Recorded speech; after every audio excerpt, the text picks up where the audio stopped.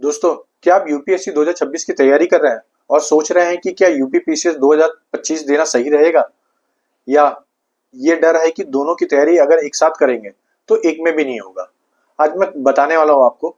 मैं खुद 2 बार UPSC interview और 1 बार यूपीपीसीएस का इंटरव्यू दिया हूँ, और आपके साथ ये एक्सपीरियंस आज मैं शेयर करने वाला हूँ।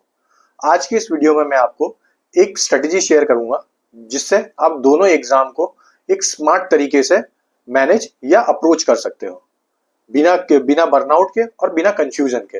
तो आज की इस वीडियो में हम किस किस चीजों के ऊपर बात करेंगे। सबसे पहली चीज है कि कौन कौन सी रिसोर्सेस आपको अभी सबसे ज्यादा अपने कोर में रख लेनी है। दूसरी चीज कि कैसे एक एक मंथ को यूटिलाइज करना है, करंट अफेयर का क्या अप्रोच होना चाहिए, और इसी के साथ में लास्ट में हम बात करेंगे कैसे 2 पेज के नोट्स हमें बनाने हैं या कैसे इसके ऊपर अप्रोच भी किया जाएगा। ये वीडियो सिर्फ उनके लिए रहेगा स्पेशली जो यूपीएससी और यूपीपीसीएस दोनों को फोकस में रख रहे हैं, जिनका 1 बार अटेम्प्ट हो चुका है यूपीएससी में या 2 बार अटेम्प्ट हो चुका है। अगर 2 बार अटेम्प्ट हो चुका है तो डेफिनेटली आप इस स्ट्रेटेजी को फॉलो करना, मदद मिलेगी। मैं खुद भी करता था, और मैं अपनी हर एक एक्सपीरियंस ही आपके साथ शेयर कर रहा हूँ, कोई बाहर का एक्सपीरियंस नहीं शेयर कर रहा हूँ। ठीक है, सबसे पहला जो डाउट रहता है यूपीएससी और यूपीपीसीएस में फर्क क्या है, ठीक है, आज इसको एड्रेस करेंगे। टाइमलाइन कैसे प्लान करें, आज इसको भी बताएंगे। रिसोर्सेस कैसे इंटीग्रेट करना है, ऑप्शनल प्लस प्रीलिम्स के बैलेंस को कैसे करें, और माइंडसेट कैसे मेंटेन करे पूरे साल। सबसे पहली बात क्या होती है कि जो यूपीएससी देता है ना, वो एज अ स्टेट सर्विस को बहुत इंफीरियर समझता है कि मतलब ये कौन सा ही एग्जाम है, क्या ही करना है, मतलब पढ़ने की जरूरत ही नहीं है। और दोस्तों बिलीव मी, ऐसे लोग फेल होते रहते हैं, बार बार फेल होते हैं, प्री तक नहीं निकलता है। अब मैं आपको, अब इसमें सिर्फ देखने वाले 90% लोग ऐसे ही होंगे जो यूपीएससी पढ़ रहे होंगे और पीसीएस का फॉर्म भी भरे, यूपीपीसीएस की जाके हम देके आएंगे। और मैं खुद भी यही करता था, मैं बिलीव मी, मैं खुद भी यही करता था। मैं जब इंटरव्यू तक पहुंचा तो मैं कैसे पहुंचा मुझे पता है। मैं अभी भी बता रहा हूँ ना, अगर आप यूपीएससी कर रहे हो ना तो आपके दिमाग में हमेशा कंफ्यूजन रहेगा, क्या पीसीएस देना चाहिए कि नहीं देना चाहिए, इतना इंफीरियर जॉब है, कौन जाएगा, क्या करेगा। लेकिन बिलीव मी, अगर आप इस पे अच्छे से फोकस करते हो तो आपका मेंस ऑटोमेटिकली अच्छा हो जाता है। आप पूछोगे कैसे, इसके बारे में मैं भी आगे बताऊंगा। पहली बेसिक डिफरेंस क्या है दोनों में। देखिए, यूपीएससी थिंकिंग, एनालिसिस और स्ट्रक्चर और करंट अफेयर के बेस पे होता है। यूपीपीसीएस स्टैटिक फैक्ट्स ज्यादा होते हैं, स्कीम्स होते हैं, यूपी स्पेसिफिक सब्जेक्ट्स है उसके अंदर। स्पेशली पेपर 5, पेपर 6 हो गया जो ऑप्शनल हुआ करता था पहले, फिर 2021 से 22 से सॉरी फिर हटा दिया गया था उसको, फिर यहाँ पे पेपर 5 और पेपर 6 हो गया। अब फोकस्ड, अब क्या हो जाता है कि यूपीपीसीएस में सबसे, यूपीएससी में सबसे ज्यादा एरिया कौन सा, एक वाइडर एरिया को कवर किया जाता है, डीपर अंडरस्टैंडिंग डेवलप करनी रहती है, और एनालिटिकल अप्रोच पे आपको चलना पड़ता है। यूपीपीसीएस में ये सब होता है। यूपीपीसीएस अभी भी अडॉप्ट कर रहा है यूपीएससी के एक लाइन को, कि मैं अपने आप को एक यूपीएससी के बराबर बनाने की कोशिश करूंगा। तो ये भी फोकस रख रहा है अपनी हर एक चीज पे। वाइड्स पर भी ये भी वाइडर अपने स्कोप को बनाते जा रहा है, एनालिटिकल और डीपर कॉन्सेप्ट के ऊपर जाने लग गया है। स्टैटिक स्पेसिफिक तो अभी भी क्वेश्चन आता है, ऐसा नहीं है कि नहीं आता है। 40 to 50% जो क्वेश्चन होते हैं इसमें मेंस के, वो सिर्फ स्टैटिक अप्रोच पे होते हैं। लेकिन प्री प्री दोनों का बहुत डिफरेंस है। देखिए, यूपीएससी में अगर आपका मेंस अच्छा होगा तो आपका प्री निकलने की ज्यादा अच्छा चांसेस बनेगा। लेकिन यूपीपीसीएस में थोड़ा अलग हो जाता है। यूपीपीसीएस में आपका मेंस नहीं भी अच्छा होगा ना, तो भी आप प्री निकाल सकते हो। ठीक है, क्योंकि कुछ बुक्स है, बस आपको फैक्ट्स याद कर लेनी तो आपका निकल जाएगा। अब बात है जो यूपीएससी वाले कर रहे हो और यूपीपीसीएस भी करने का। देखिए, अब अगर आपने यूपीपीसीएस के ऊपर फोकस कर लिया 2-3 महीना, आपका यूपीपीसीएस का प्री निकल गया, फिर मेंस आएगा। अब मेंस का सिलेबस 80% सही है, सिर्फ ऑप्शनल को इग्नोर करके। उसका स्ट्रेटेजी मैं अभी आपको बता दूंगा कि कैसे आप ऑप्शनल को एक साथ में भी लेके आप कैसे उसको ग्रोथ कर सकते हो। ठीक है, देखिए, सबसे पहली बात क्या है कि हम मंथ बाय मंथ सोचते हैं। तो जुलाई टू अगस्त मैं डेली एक टारगेट दे रहा हूं आपको, हमारे टेलीग्राम चैनल पे आप जाके देख सकते हो। डेली टारगेट मिल रहा है यूपीपीसीएस को भी फोकस में रखते हुए, इवन मेंस का भी मिल रहा है, प्री का भी मिलता है। आप जाके प्लीज फॉलो कर लेना। तो जुलाई से अगस्त अब आपको क्या करना है, जीएस आपको पढ़ना है और ऑप्शनल पढ़ना है। जीएस में 6 to 8 आवर्स किसको देने हैं, यूपीपीसीएस को देना है। ठीक है, ये दिमाग से डाउट ही निकाल दो कि मुझे अभी यूपीएससी का कुछ पढ़ना है, कुछ मत पढ़िए, सिर्फ यूपीपीसीएस का पढ़िए। ठीक है, यूपीपीसीएस का यहाँ पे पढ़ना चालू कर दीजिए 6 to 8 आवर्स। फिर उसके बाद ऑप्शनल दीजिए अपना 2 to 3 आवर्स। और उसके बाद अब सबसे बड़ी जो कंफ्यूजन होती है कि विजन आईएएस से करंट अफेयर करे या घटनासार का करे। देखिए, जो हिंदी मीडियम का तो नो डाउट इनके दिमाग में कोई कंफ्यूजन नहीं हो, घटनासार कर लेंगे या तो आई दृष्टि आएगी वो कर लेंगे। लेकिन अब इतने महीने तक जिन्होंने विजन आईएएस किया, क्या उनको घटनासार करना है? नहीं करना है। भाई, आपने अगर यूपीएससी का दिया है, अभी 2025 वाला अटेम्प्ट दिया है यूपीएससी का, और आपने विजन आईएएस या अदर कोई मैगजीन भी फॉलो किया हो, तो उससे आपने कुछ ना कुछ तो नोट्स बनाया होगा। अगर नोट्स नहीं बनाया, हाईलाइट तो किया होगा। बस उसके अंदर जाके जितने भी फैक्ट्स होंगे, उस फैक्ट को बस देखना। ठीक है, दूसरा फैक्ट देख लिया आपने। दूसरा, इसमें जो शॉर्ट न्यूज आते हैं, एक सेक्शन होता है, अभी हर एक चैप्टर के बाद शॉर्ट न्यूज आता है, उन शॉर्ट न्यूज को अच्छे से देख लेना, ठीक है। तो यहाँ से आपका करंट अफेयर, तो विजन आईएएस वाले क्या करना है, उनको सिर्फ करंट अफेयर देख लीजिए जो भी अभी तक पढ़े, उसके बाद जितने रिमेनिंग मंथ के बचे उसके लिए आई दृष्टि आएगी आपको, वहां से आप क्लियर कर लेना। ज्यादा रिसोर्सेज के पीछे मत भागिए, घटनासार कर लेता हूँ, घटनासार कर लेता हूँ, उससे ज्यादा क्वेश्चन भाई मैं खुद करके गया था। मैं एंड तक इसी कंफ्यूजन में था कि मैं सिर्फ विजन आईएएस किया हूँ, और सिर्फ मैं विजन, ऐसा नहीं कि मैंने आई दृष्टि भी किया था, मैंने सिर्फ विजन आईएएस करके गया था, इसके भरोसे गया था, और मेरा प्रीलिम्स आराम से निकल गया। इवन कुछ 30 क्वेश्चन आए थे करंट अफेयर से, और मेरा कुछ 23 करेक्ट हुआ था। 7 मैंने नॉन अटेम्प्ट किया, मतलब 5 नॉन अटेम्प्ट किया था और 2 मेरे गलत हो गए थे। तो मैं विजन आईएएस के भरोसे ही गया था, मैं किसी और के भरोसे नहीं गया था, ठीक है। अब आपको ऑप्शनल डेली देना है 2 to 3 आवर्स, ये आपको अगस्त तक करते रहना है, ऐसे करते रहिए, आपका आराम से होगा।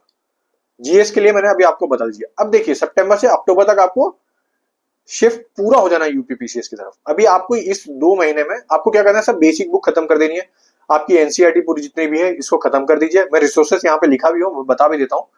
तो देखिए पॉलिटी के लिए घटनाचक, लक्ष्मीकांत और उड़ान, और ये एक एनसीईआरटी है, भारत का संविधान, ठीक है। ये आप कर लीजिए, बस बहुत है, मोर देन इनफ है, इसके अलावा कुछ नहीं करना है। ज्योग्राफी के लिए घटना चक्र कर लीजिए। फिर 11th और 12th की एनसीईआरटी, मुझे पिछली बार किसी ने बोला था कि फोटो भी डाल दीजिए करे, तो मैंने फोटो भी डाल दिया इस बार। एक इंडियन पीपल एंड इकोनॉमी है, एक फंडामेंटल ऑफ ह्यूमन ज्योग्राफी है, और एक है फंडामेंटल ऑफ फिजिकल ज्योग्राफी, और एक है इंडिया फिजिकल इन्वायरमेंट, ठीक है। ये 4 बुक है, ये 4 बुक अपने ज्योग्राफी के लिए कर ली, बहुत है, इससे ज्यादा कुछ नहीं आएगा, मैं बिलीव में इससे बाहर कुछ नहीं आना। साइंस के लिए सिर्फ और सिर्फ घटना चक्र करिए, क्यों करिए ये भी मैं अभी आपको बता दूंगा। हिस्ट्री के लिए क्या आपको अप्रोच करना है, घटना चक्र आपको करना है। एनसीईआरटी जो पुरानी वाली कौन सी है, ये रही 3, देखिए एक मॉडर्न हिस्ट्री है, एक मिडिवल हिस्ट्री है, और एक एंशिएंट हिस्ट्री है। एज इट इज फोटो दिख रहा है, आप फोटो जाके डाउनलोड कर लेना। अगर आपको नहीं मिलता है तो देखिए मॉडर्न हिस्ट्री के लिए पेंगुइन की एक बुक आती है, पेंगुइन पब्लिकेशन की, बिपिन चंद्रा की है। सेम चीज है, दोनों जन ने वही एक ही बुक लिखी है, इसको बस पेंगुइन ने खरीद के बना दिया है। सेम चीज है एंशिएंट के लिए भी वही है, आर.एस. शर्मा की आती है बुक है, पूरे एनसीईआरटी को छाप दिया, बस उस बुक को थोड़ा मोटी कर दिया। मिडिल हिस्ट्री के लिए भी सेम सतीश चंद्रा की बुक है, आप जाके इंटरनेट पे इजीली आपको अवेलेबल मिल भी जाएगी, और वो फ्लिपकार्ट, अमेजोन किसी पे भी आपको इजीली मिल जाएगा, ठीक है।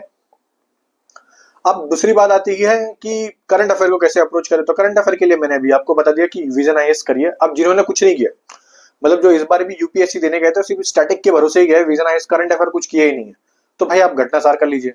अगर ये भी नहीं करनी है तो मैं खुद आपको गारंटी दे रहा हूं कि जुलाई में मैं घटनासार का एक मैराथन वीडियो लाऊंगा।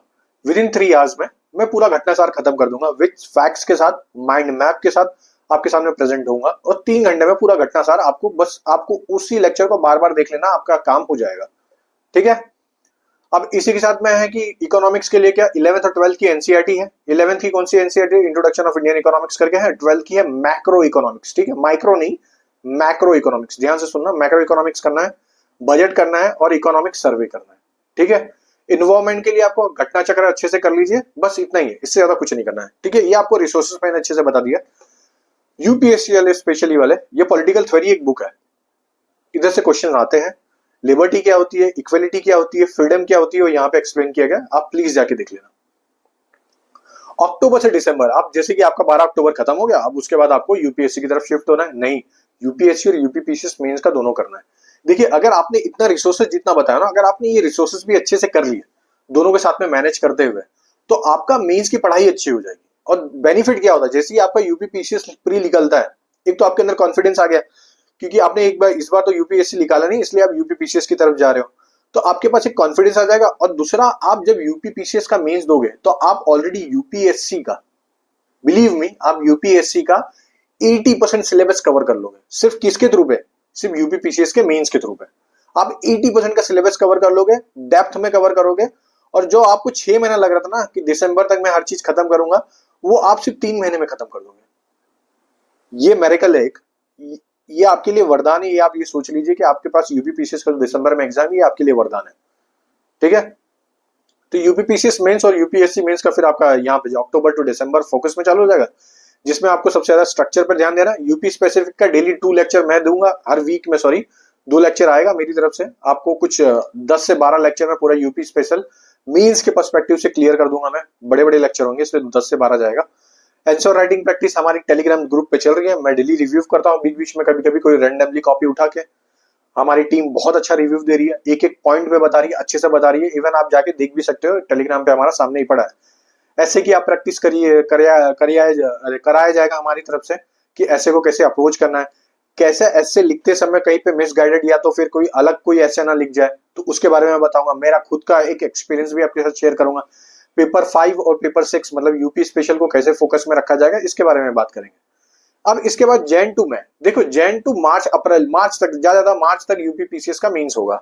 उधर तक आपको कम से जैसे ही आपका अगर यहाँ पे रिजल्ट आता है कि आपका पॉजिटिव रिजल्ट आ गया, यूपी पीसीएस में आप पास हो गए, पूरा फोकस सिर्फ यूपी पीसीएस मेंस पे लगाना, कुछ मत देखना। भले ही मार्च तक जाएगा, बिलीव मी दोस्तों, अगर आपका यूपी पीसीएस मेंस हो गया अच्छे से पढ़ के, आपका यूपीएससी मेंस खुद निकल जाएगा, बिना कोई टेस्ट दिए आराम से निकल जाएगा। मैं खुद बता रहा हूँ, बिलीव मी दोस्तों, मेरे साथ ये हुआ है। मैं बता, अगर आपने यूपी पीसीएस मेंस बहुत अच्छे से दोगे तो आपका यूपीएससी मेंस यूपीएससी प्रीलिम्स आराम से निकल जाएगा। करंट अफेयर के लिए क्या अप्रोच करना है मैंने ऊपर बता दिया। पीवाईक्यू के लिए क्या करना है, देखिए पीवाईक्यू के लिए एक तो यूपी पीसीएस का प्री जो होता है ना, उसके अंदर 60 से 70% जो स्टैटिक से रिपीट होता है, जैसे कि मैंने ऊपर घटना चक्र आपको बता दिया। अब घटना चक्र में आपको इतनी मोटी मोटी बुक है, पूरी घटना चक्र नहीं पढ़नी। जितने भी यूपी गवर्नमेंट या यूपी की तरफ से जितने भी एग्जाम होते हैं यूपी स्टेट में, बस उस पर्सपेक्टिव में पढ़िए। ना बिहार का पढ़िए, ना राजस्थान का पढ़िए, ना मध्य प्रदेश का पढ़िए, सिर्फ यूपी का पढ़िए। एक एक बुक को खत्म करने में मुश्किल से आपको 3 से 4 दिन लगेगा। ठीक है, अच्छे से पूरी ताकत लगा के पढ़िए, हो जाएगा। सिर्फ यूपी पर्सपेक्टिव में, जितने भी यूपी में एग्जाम होते हैं बस उस पर्सपेक्टिव में पढ़िए, आराम से हो जाएगा। ठीक है, यूपी मेंस में भी सेम चीज है, जो उसके 30 to 40% जो थीम्स है वो रिपीट होता है। तो आपने जैसे यहाँ पे आपका यूपी पीसीएस निकल रहा है तो आपका खुद में खुद थीम्स भी हो जाएगा।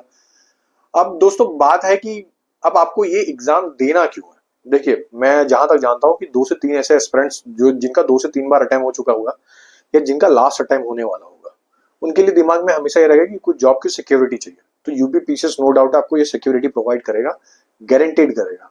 ठीक है, आपको ये एग्जाम देना ही देना। और यूपी में मतलब आज के टाइम पे अगर मेरे से आज भी पूछोगे, जब मैं इंटरव्यू देने गया था तो मैं उस टाइम पे मैंने अपना सबसे पहला जो प्रेफरेंस रखा था उसमें यूपी को ही रखा था। नो डाउट है ना, यूपी बहुत प्रॉस्परस सोसाइटी है, और इवन आप वहां से एग्जाम दोगे, वहां से एग्जाम क्लियर होता है तो आपके सेंट्रल जाने के चांसेस बहुत ज्यादा अच्छे बढ़ जाते हैं।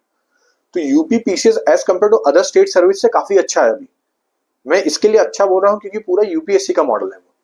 ठीक है, अब आपके कमेंट पे, ठीक है, आपका कमेंट अच्छा रहेगा, सब कुछ अच्छा रहेगा, तो यूपीएससी और यूपी पीसीएस के पीवाईक्यू के बेस पे कैसे 2 पेज नोट्स कैसे बनाएं, इसके ऊपर मैं एक पूरा वीडियो बना दूंगा कि कैसे एक सिंगल पेज में हम पूरे एक पीवाईक्यू को कवर कर सकते हैं। पूरा डिटेल में बताऊंगा कैसे मैंने बनाया था और मैंने कैसे कैसे लिखा है। आपके सामने मैं अपने नोट्स लेके आऊंगा, बहुत डिटेल में उसको बताना चालू करूंगा ताकि आपको यूपीएससी और यूपी पीसीएस दोनों पे फोकस रखना है। ठीक है दोस्तों, अगर इसी के साथ आपको कुछ भी ऐसा लगता है कि मुझे और भी कुछ बताना चाहिए तो प्लीज कमेंट करना, और वीडियो अच्छा लगा तो लाइक शेयर और सब्सक्राइब। ठीक है दोस्तों, चलिए, जय हिंद दोस्तों।